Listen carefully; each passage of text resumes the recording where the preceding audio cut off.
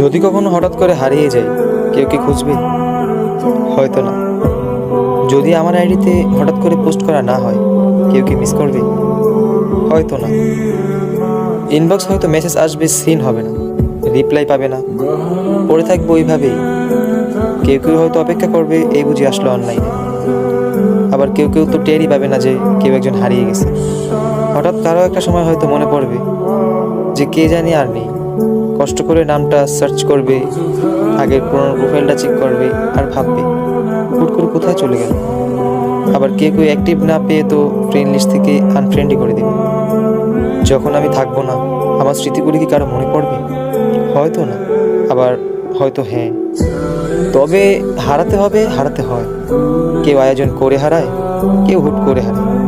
আমি না হয় হুট করেই হারিয়ে যাব।